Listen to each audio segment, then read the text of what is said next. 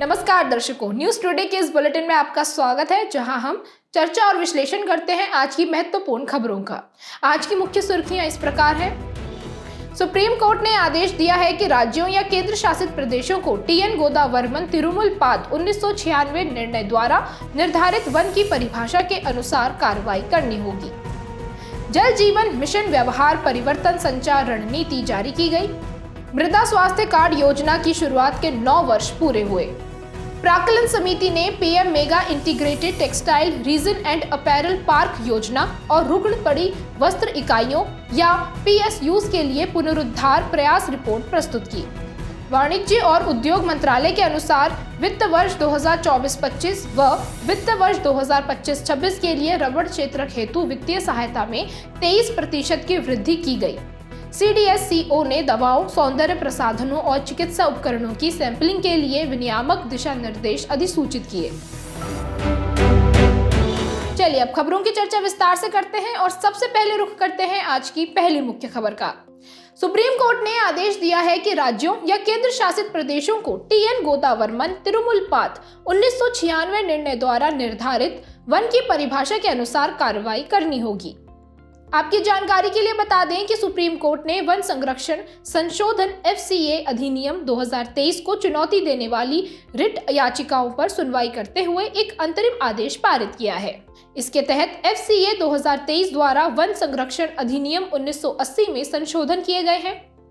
इतना ही नहीं, FCA अधिनियम 1980 में वनों को गैर आरक्षित करने या वन भूमि के वन से इतर किसी अन्य उद्देश्य के लिए उपयोग पर कई तरह के प्रतिबंध लगाए गए थे। चलिए अब अंतरिम आदेश पर एक नजर डाल लेते हैं। टीएन गोदावर्मन तिरुमुलपाद 1996 वाद में वन की दी गई परिभाषा को मानना होगा। इतना ही नहीं, FCA अधिनियम 2023 के जरिए गैर अभिलेखित वनों को FCA अधिनियम 1980 के दायरे से बाहर कर दिया गया है। इस कदम से वनों के एक बड़े क्षेत्र को संरक्षण के दर्जे से बाहर कर दिया गया है। इसके साथ ही अधिनियम के तहत कुछ विशेष क्षेत्र को वन में शामिल किया गया है। भारतीय वन अधिनियम 1927 या अन्य कानूनों के तहत वन के रूप में घोषित या अधिसूचित भूमि, 1980 या उसके बाद सरकारी रिकॉर्ड्स में वन के रूप में दर्ज भूमि, इन रिकॉर्ड्स में राजस्व विभाग या राज्य या केंद्र शासित प्रदेश सरकारों के वन विभाग आदि द्वारा रखे गए रिकॉर्ड्स शामिल हैं।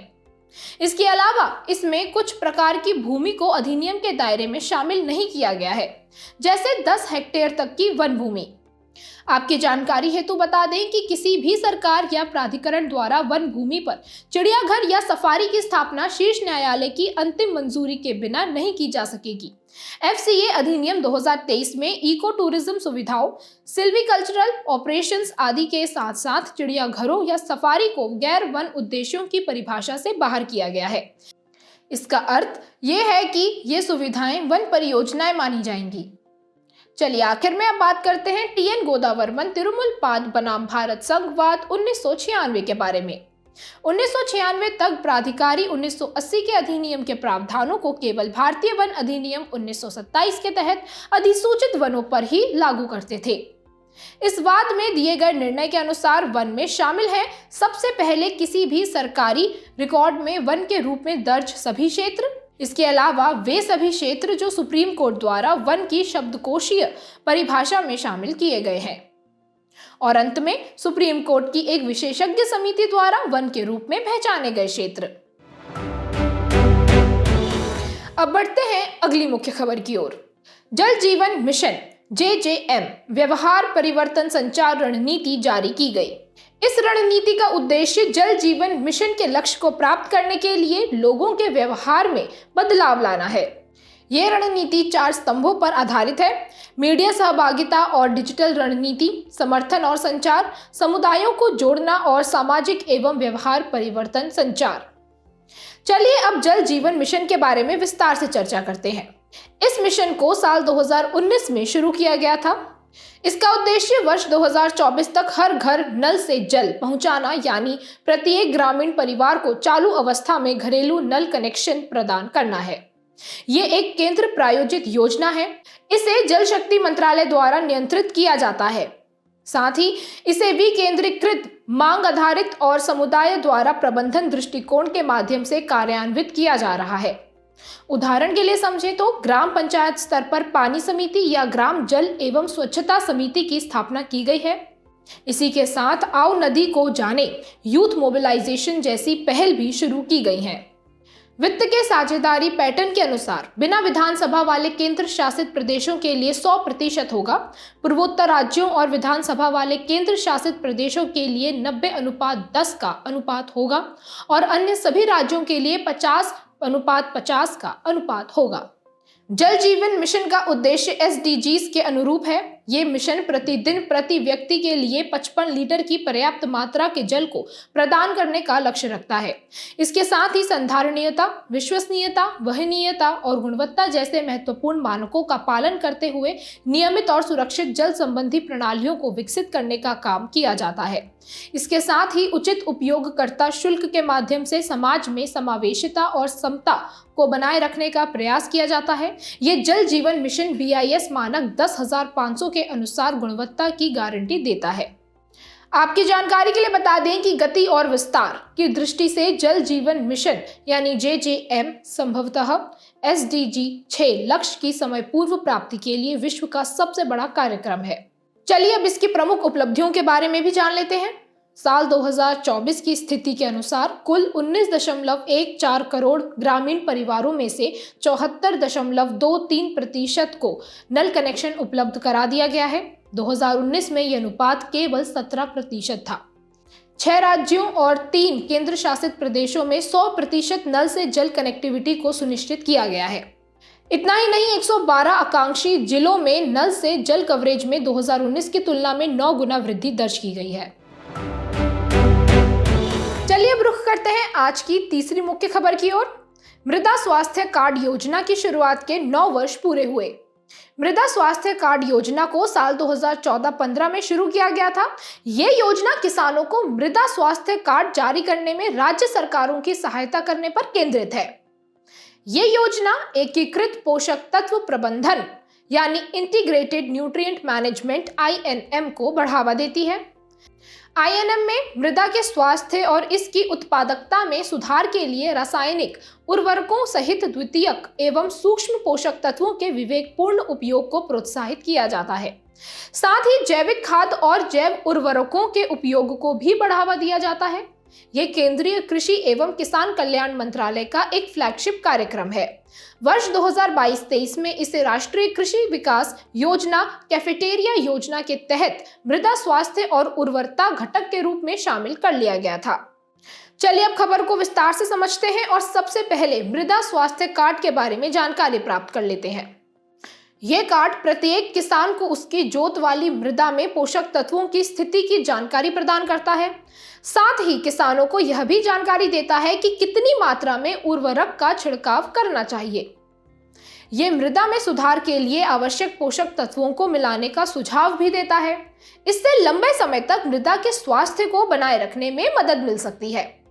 मृदा स्वास्थ्य कार्ड 12 मापदंडों के आधार पर मृदा की स्थिति को व्यक्त करता है, जैसे कि सूक्ष्म पोषक तत्व, मैक्रो पोषक तत्व, द्वितीयक पोषक तत्व और भौतिक मापदंड। एक खेत के लिए हर 3 साल में एक बार मृदा कार्ड प्रदान किया जाता है। साथ ही ये उत्पादन की लागत को कम करने में भी मदद करता है। इसे लागू करने की रणनीति क्या है, चलिए इसे भी समझते हैं।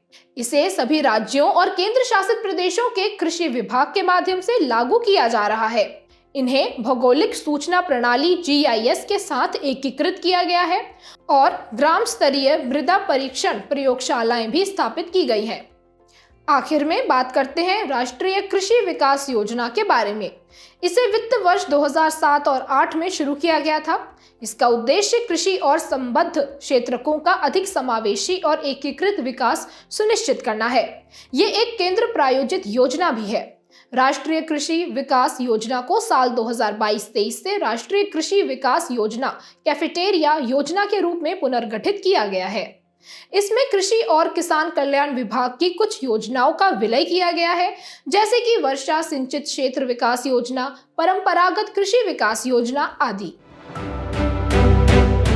चलिए अब बढ़ते हैं आज की चौथी मुख्य खबर की ओर। प्राक्कलन समिति ने PM mega integrated textile reason and apparel park योजना और रुग्ण पड़ी वस्त्र इकाइयों या PSUs के लिए पुनरुद्धार प्रयास रिपोर्ट प्रस्तुत की। भारतीय वस्त्र उद्योग देश की अर्थव्यवस्था में एक महत्वपूर्ण योगदान करता है। वर्तमान में इसका योगदान सकल घरेलू उत्पाद का लगभग 1% है।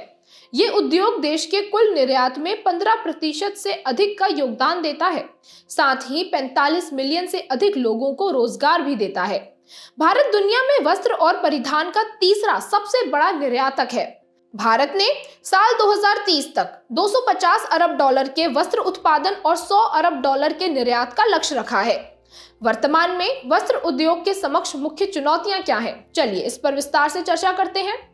भारत को बांग्लादेश, चीन और तुर्की जैसे देशों से सस्ते आयात से प्रतिस्पर्धा का सामना करना पड़ रहा है।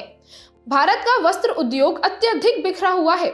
उदाहरण के लिए समझे तो जैसे तमिलनाडु में बुने गए कपड़ों को गुजरात में संसाधित किया जाता है और परिधान निर्माण का काम बेंगलुरु में किया जाता है।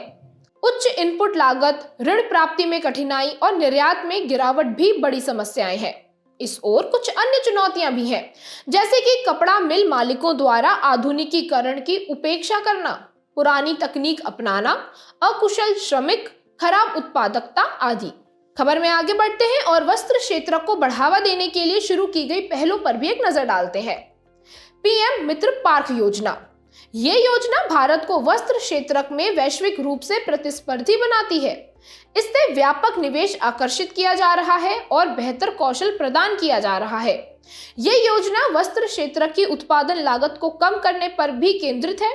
संशोधित प्रौद्योगिकी उन्नयन निधि योजना, ये प्रौद्योगिकी के उन्नयन और आधुनिकीकरण पर केंद्रित है। वस्त्र क्षेत्र में क्षमता निर्माण की योजना समर्थ। ये योजना वस्त्र क्षेत्र में कुशल कार्यबल की आवश्यकता को पूरा करने पर लक्षित है। चलिए अब खबर के आखिर में रिपोर्ट में की गई सिफारिशों को समझते हैं। भारतीय वस्त्र उद्योग की वैश्विक प्रतिस्पर्धात्मकता को बढ़ाने के लिए एक व्यापक राष्ट्रीय वस्त्र नीति तैयार करनी चाहिए। रुग्ण वस्त्र इकाइयों से संबंधित मुद्दों के समाधान के लिए सभी हितधारकों को शामिल करते हुए एक समयबद्ध कार्य योजना तैयार करनी चाहिए। बंद और रुग्ण पड़े वस्त्र उपक्रमों के पुनरुद्धार प्रयासों में निजी निवेश को शामिल किया जाना चाहिए। ये कार्य संभावित रूप से PM मित्र पार्कों की स्थापना के माध्यम से किया जाना चाहिए। वस्त्र उद्योग की अलग अलग गतिविधियों को एकीकृत करने के लिए PM मित्र पार्क के दायरे से परे पावर लूम क्षेत्र का वर्टिकल रूप में एकीकरण किया जाना चाहिए। वर्टिकल एकीकरण के तहत सप्लाई चेन को एकीकृत किया जाता है। अब बढ़ते हैं आज की 5वीं मुख्य खबर की तरफ। वाणिज्य और उद्योग मंत्रालय के अनुसार वित्त वर्ष 2024-25 व वित्त वर्ष 2025-26 के लिए रबड़ क्षेत्र हेतु वित्तीय सहायता में 23% की वृद्धि की गई। ये वित्तीय आवंटन प्राकृतिक रबड़ क्षेत्र का सतत और समावेशी विकास योजना के तहत किया गया है। ये योजना वाणिज्य और उद्योग मंत्रालय के अधीन रबड़ बोर्ड द्वारा चलाई जा रही है। ये योजना कई तरीकों से प्राकृतिक रबड़ के उत्पादन को बढ़ाने का प्रयास भी करती है, जैसे कि रबड़ बागवानी क्षेत्र का विस्तार करना, पूर्वोत्तर भारत सहित ऐसे क्षेत्रों में रबड़ की खेती को बढ़ावा देना जहां पहले से इसकी खेती नहीं हो रही है, और रबड़ की खेती के लिए प्रौद्योगिकियों का विकास करने हेतु अनुसंधान को तेज करना। आपकी जानकारी के लिए बता दें कि इस योजना से वित्तीय सहायता से बढ़ी हुई उत्पादन लागत को कवर किया जा सकेगा और आयात पर निर्भरता कम करने में भी मदद मिलेगी। और इस योजना के तहत वाणिज्य और उद्योग मंत्रालय 2024-25 और 25-26 के दौरान कई कार्यों में सहायता भी प्रदान करेगा, जैसे कि रबड़ उत्पादकों को सशक्त बनाने के लिए 250 रबड़ उत्पादक सोसाइटी का गठन करना, पूर्वोत्तर क्षेत्र में अगरतला, गुवाहाटी और नागालैंड में राष्ट्रीय रबड़ प्रशिक्षण संस्थान के 3 नोडल केंद्र स्थापित किए जाएंगे। ये केंद्र उत्पाद विनिर्माण और गुणवत्ता नियंत्रण में प्रशिक्षण देकर इस क्षेत्र में सूक्ष्म, लघु एवं मध्यम उद्यमों यानी MSMEs को बढ़ावा देंगे। रबड़ शीट्स की गुणवत्ता और मानकीकरण सुनिश्चित करने के लिए पूर्वोत्तर क्षेत्र में 18 ग्रुप प्रोसेसिंग सेंटर स्थापित किए जाएंगे और रबड़ की बढ़ती मांग को पूरा करने के लिए अलग अलग कृषि जलवायु क्षेत्रों के लिए उपयुक्त रबड़ क्लोन विकसित किए जाएंगे। चलिए अब खबर में आगे बढ़ते हैं और रबड़ वृक्षारोपण के लिए आदर्श स्थितियां क्या हैं, इस बारे में भी जानकारी प्राप्त करते हैं। रबड़ वृक्षारोपण के लिए लैटेराइट मिट्टी, अधिकतर ढलान वाली और बेहतर जल निकासी वाली भूमि, 2000 से 4500 मिलीमीटर की वार्षिक वर्षा के साथ उष्णकटिबंधीय जलवायु और 80% सापेक्ष आर्द्रता के साथ तापमान 25 से 34 डिग्री सेल्सियस के बीच होना चाहिए। चलिए अब समझते हैं रबड़ क्षेत्र को बढ़ावा देने के लिए शुरू की गई पहलों के बारे में। रबड़ अधिनियम 1947 के तहत रबड़ बोर्ड का गठन किया गया है। ये एक वैधानिक संस्था है। पूरे पूर्वोत्तर क्षेत्र में सहायता प्राप्त विकास के लिए भारतीय प्राकृतिक रबड़ संगठन परियोजना शुरू की गई है और राष्ट्रीय रबड़ नीति 2019 घोषित की गई है। यहाँ ध्यान देने योग्य बात यह है कि भारत प्राकृतिक रबड़ का तीसरा सबसे बड़ा उत्पादक और चौथा सबसे बड़ा उपभोक्ता है। भारत में रबड़ मुख्य रूप से केरल, तमिलनाडु, कर्नाटक, त्रिपुरा, असम व मेघालय में उगाया जाता है। विश्व के रबड़ उत्पादक देश की बात करें तो उनमें थाईलैंड, इंडोनेशिया, वियतनाम, चीन, आइवरी कोस्ट, मलेशिया, फिलीपींस जैसे देश शामिल हैं। प्राकृतिक रबड़ इसके पेड़ों से प्राप्त होता है। इसे पॉलीमर यानी बहुलक के रूप में वर्गीकृत किया जाता है और साथ ही हेविया ब्रासिलिनेसिस मूल रूप से दक्षिण अमेरिका के अमेज़न क्षेत्र का पेड़ है। अब बढ़ते हैं आज की अंतिम मुख्य खबर की ओर।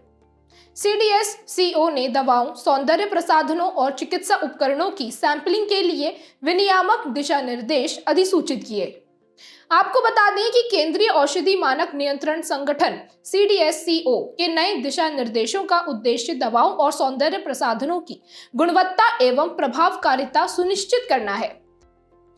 इसमें केंद्र और राज्यों के दवा विनियामक प्राधिकरणों के तहत नियुक्त ड्रग इंस्पेक्टर को ड्रग सैंपलिंग का एक जैसा तरीका अपनाने को कहा गया है। औषधि एवं प्रसाधन सामग्री अधिनियम 1940 की धारा 22 और 23 में दवाइयों की गुणवत्ता परीक्षण के लिए सैंपल एकत्रित करने की प्रक्रियाओं का विस्तार से वर्णन किया गया है। ये काम ड्रग इंस्पेक्टर्स को नियमित रूप से करना होता है। अब इससे संबंधित मुख्य दिशा निर्देशों पर एक नजर डालते हैं। निम्न गुणवत्ता मानक वाली या नकली दवाएं बेचने वाली दुकानों का एक केंद्रीय डेटाबेस तैयार करना होगा। प्रत्येक ड्रग इंस्पेक्टर को अपने नियंत्रण प्राधिकारी के परामर्श से मासिक और वार्षिक आधार पर सैंपलिंग लेने की योजना तैयार करनी होगी। इसमें अपने कार्यालय के अधिकार क्षेत्र में आने वाले ऐसे स्थलों की सूची बनाई जाएगी जहां से सैंपल एकत्रित किए गए हैं। अब यहाँ सवाल यह आता है कि आखिर दवाओं, सौंदर्य प्रसाधनों और चिकित्सा उपकरणों के सैंपल लेने की आवश्यकता क्यों है? देश में उत्पादित दवाओं की गुणवत्ता को लेकर लगातार चिंताएं प्रकट की जा रही हैं। उदाहरण के लिए समझे तो गाम्बिया और उज्बेकिस्तान में जहरीली दवा से हुई बच्चों की मौतों के लिए भारतीय कफ सिरप को जिम्मेदार ठहराया गया है। वर्तमान में सैंपल लेने हेतु ब्रांड के चयन या जगह के चयन के लिए कोई परिभाषित नियम भी नहीं है। इसके अलावा ड्रग इंस्पेक्टर सैंपल लेने हेतु ब्रांड या जगह को अपनी व्यक्तिगत जानकारी के साथ रैंडम आधार पर चुनते हैं। सैंपल में सभी क्षेत्रों और ब्रांड्स को शामिल नहीं किया जाता है। वर्तमान में अधिकांश सैंपल बड़े ब्रांड्स और केवल शहरी या उपनगरीय स्थानों से एकत्रित किए जाते हैं। इसके साथ ही ग्रामीण और दूर दराज के क्षेत्रों से सैंपल नहीं लिए जाते हैं। इस वजह से वहां खराब गुणवत्ता वाली दवाइयां पहुंच रही है। चलिए आखिर में भारत में औषधि क्षेत्र के विनियमन के बारे में विस्तार से चर्चा करते हैं। ये विनियमन औषधि एवं प्रसाधन सामग्री अधिनियम DC एक्ट 1940 तथा औषधि एवं प्रसाधन सामग्री नियमावली 1945 के तहत किया जाता है।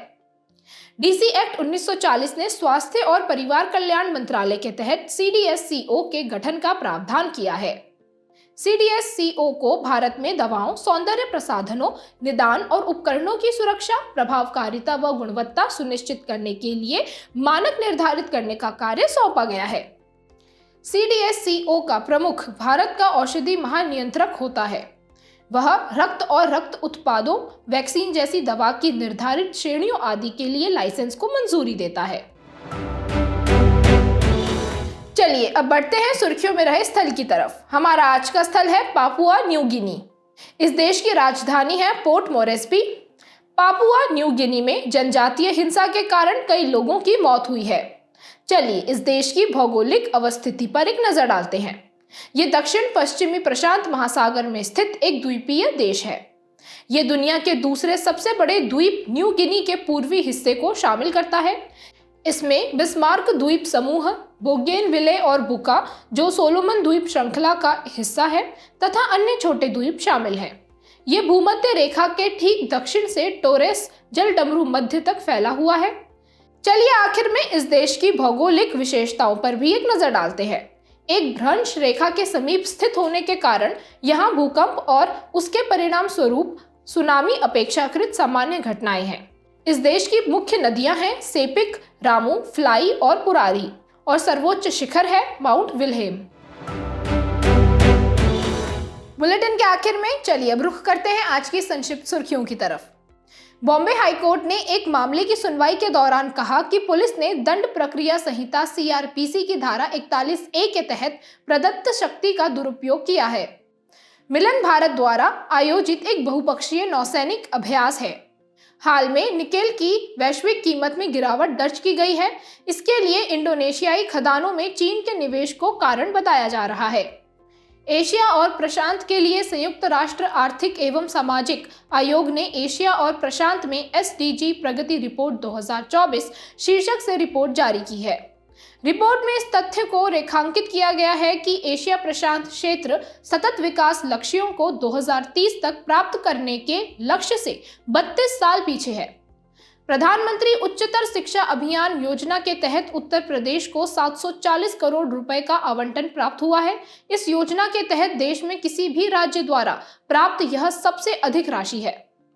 हाल ही में नीम समिट का आयोजन भारतीय कृषि अनुसंधान संस्थान, केंद्रीय कृषि वानिकी अनुसंधान संस्थान के सहयोग से किया गया है। यूरोपीय संघ ने मिशन एस्पाइड्स की शुरुआत की है। इस मिशन का लक्ष्य लाल सागर से गुजरने वाले जहाजों की हूती विद्रोहियों के हमलों से रक्षा करना है। यूरोपीय संघ के अनुसार ईरान हूती विद्रोहियों का समर्थन कर रहा है।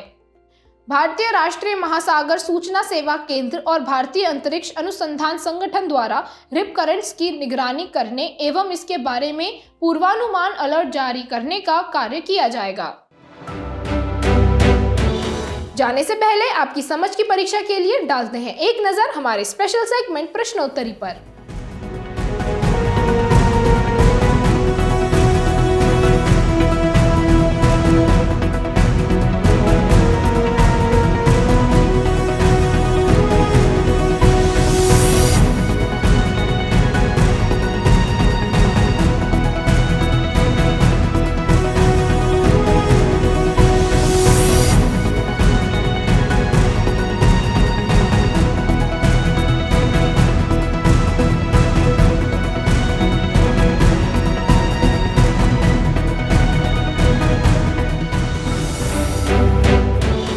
हमसे जुड़ने के लिए आपका धन्यवाद। उम्मीद है न्यूज़ टुडे का ये बुलेटिन आपको पसंद आया होगा। न्यूज़ टुडे की PDF को डाउनलोड करने के लिए और आज की क्विज के उत्तर के लिए डिस्क्रिप्शन में दिए गए लिंक पर क्लिक कीजिए।